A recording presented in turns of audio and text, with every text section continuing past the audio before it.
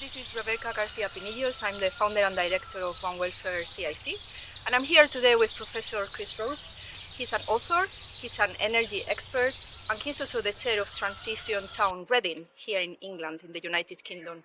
So we're here together to announce a new section on the One Welfare website, which is about hippopotamus and the human-wildlife conflict. We've created this in collaboration with Chris, with thanks to him. So we are launching this together with the next One Welfare Moment. We are doing this every month, and this month in May, we are focusing on hippos and the human-wildlife conflict. So we are going to ask a few questions to Chris. And the first one is, where does your interest for hippos come, Chris? It's a very good question. I would say Prague Zoo. Some years ago, I ended up going to Prague for several years, for work actually. And I visited the zoo there. And in the zoo was a family of hippopotamuses. And the baby is called Tomic. And he has the same birthday as me, can you believe that? By coincidence. Anyway, I found them fascinating creatures. And I read about them and learned more about them and talked to people who were experts on hippopotamuses. And then I learned that they are very important in the environment. They're ecosystem engineers, keystone species, but their numbers are falling. And so if the hippos do really seriously decline, it's going to have a huge effect on many ecosystems where they live in Africa. And so I was changing a lot of stuff in my life at that time and moving more towards the environmental fields. And this really all started to align with where I was going. So that was where the interest in hippos came from. That's really interesting, Chris. Thank you for that. What can you tell us about the book on Hippy, the happy hippopotamus? Well, Hippy the happy hippopotamus. I think he was probably based on Tomic in some way because they were sort of rattling around in the back of my head. And now I have a niece called Chloe, and she was about 4 at the time. And spending time with her, I kind of felt I'd like to write something about hippos. And I thought, why not write a little story for my niece? And I don't know, it had been rattling around in my head for probably a few years. But when the story came, I wrote it down pen and paper. It poured out in about 20 minutes. I mean, I worked on it subsequently, but there was the story. And so it sort of came from there. And I thought, well, it'd be nice to get a book, wouldn't it, from this? And I published a novel.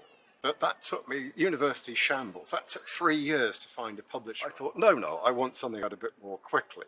So I asked around, does anybody know an illustrator? And I was put in touch with a lady called Jeanette Cole. And I sent her the stories over.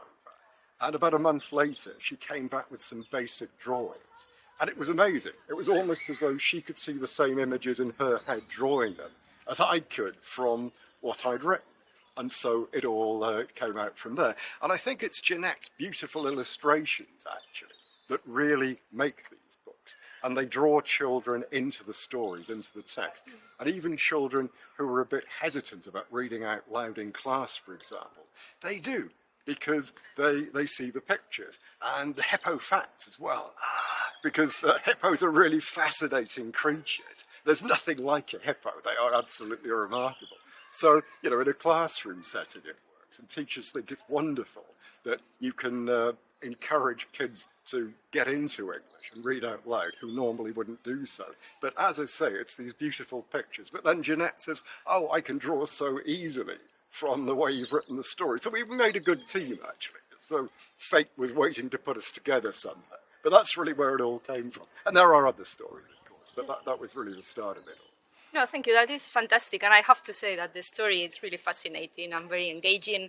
And the drawings, I really love them. I love Hippy. And the name, it's almost like a tongue twister, right? Hippy, the happy hippo.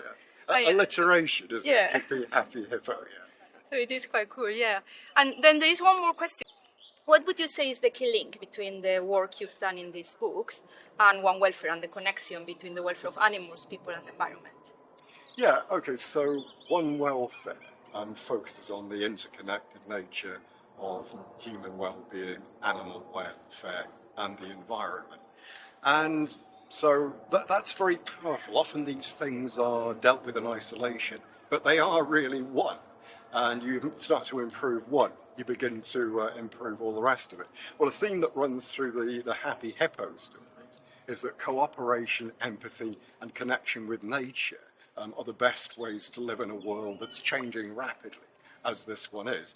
And also, because the books are useful in helping children to learn English, this also fits in with the, the benefits of humans at their very, very young age. Because you have to start kids reading, start people learning to read when they're very young. Otherwise, they miss out and can end up in all sorts of social disadvantages. Yeah, there's a huge correlation with people in prison with low literacy, for example.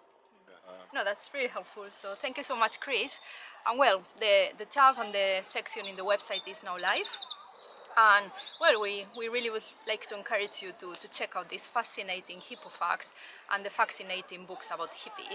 So from sunny Reading with lovely wisteria, very hippie flowery plants as well, we would like to say goodbye to all of you. Okay, bye-bye.